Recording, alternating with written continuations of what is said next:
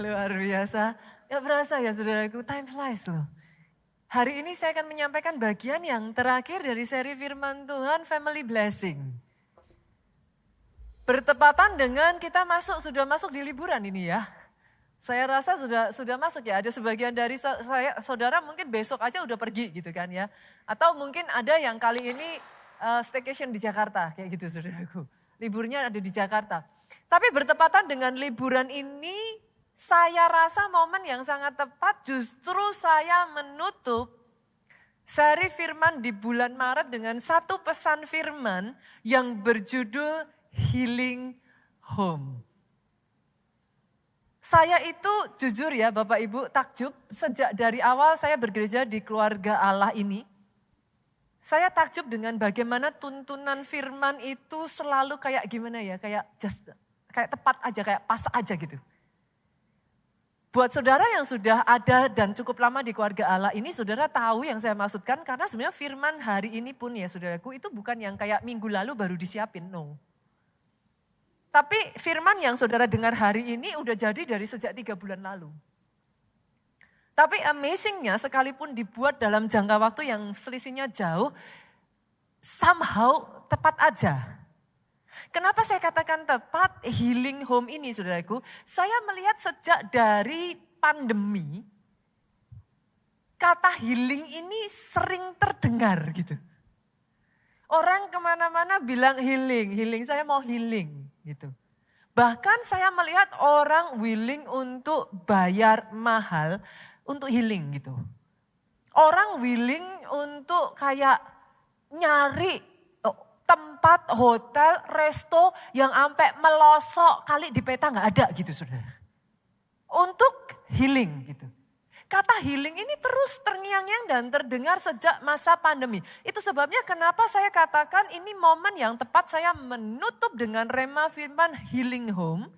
Karena tujuan dari firman ini disampaikan adalah sama-sama saudara bisa memahami the true healing gitu. Maksud healing yang benar. Karena healing tidak harus mahal. Oh yang sepakat katakan amin nih. Healing gak harus nun jauh di sana.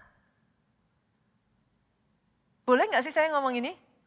Your home can be the best place for healing. Rumah saudara itu bisa jadi tempat yang sempurna, satu tempat di mana kesembuhan mengalir di sana, satu tempat yang justru membawa damai, satu tempat yang justru saudara recharge. Di mana semua orang di dalamnya, semua anggotanya somehow pulang ke rumah itu dapat kekuatan yang baru, dipulihkan, ada sukacita saudaraku, itulah the true healing. Itu yang saya berdoa firman hari ini menutup di momen yang tepat ini terjadi atas keluarga saudara. Karena selama setidaknya 1 minggu ini you will spend time with your family kan. Kalau rumah bukan jadi healing home, tapi jadi war zone, apa enaknya? 1 minggu bisa menderita, saudaraku. Tapi di momen yang tepat ini justru firman berbicara bagaimana nantinya your home can be a healing home. Pernah gak saudara itu kepikiran ya? Saya tuh juga heran gitu saudara, sejak kapan ya kayak banyak orang itu kayak gampang capek gitu loh somehow. Itu tuh benar-benar saya tuh sampai kayak gini saudaraku, kenapa ya? Kenapa? Apa yang terjadi di dalam pandemi itu yang somehow membuat satu perubahan yang very significant gitu.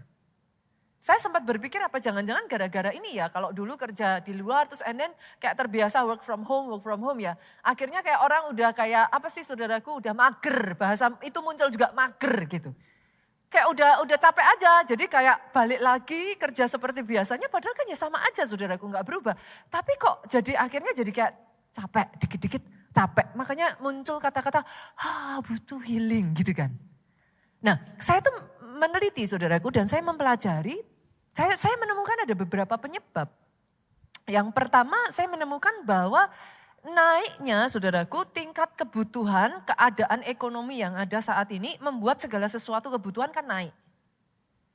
Naiknya tingkat kebutuhan itu akhirnya saudaraku membuat orang itu of course dia harus bekerja keras sebagian bahkan mungkin nggak hanya satu pekerjaan, saudara harus kayak ngambil bahkan dua seperti itu saudaraku. Dan akhirnya tuh jadi kayak labirin yang terus berputar gitu. Ngerjain yang ini nggak seberapa capek tapi kan ada yang ini. Ngerjain yang ini tapi habis ngerjain yang ini. Jadi yang ada tuh kayak terus continuously ada di dalam pressure gitu. Nggak habis-habis gitu. Belum saya menemukan juga saudaraku salah satunya sebenarnya hal yang sangat baik ya. Kemajuan teknologi Bapak Ibu.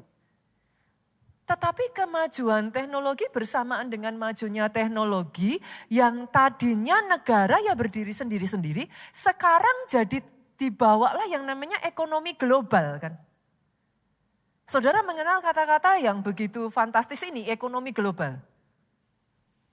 Akhirnya yang terjadi adalah persaingan global.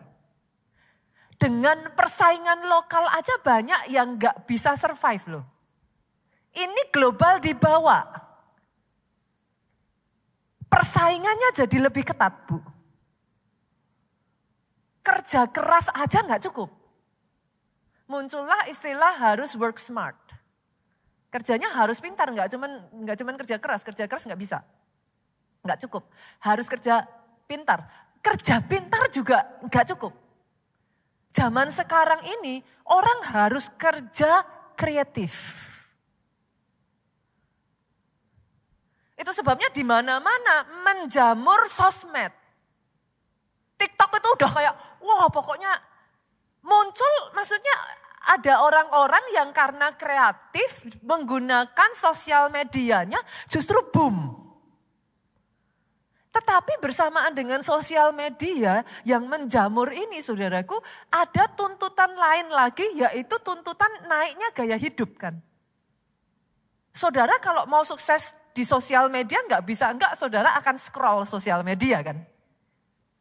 Orang yang sukses di sosial media enggak bisa hanya nyerahin sosial medianya dikerjain orang.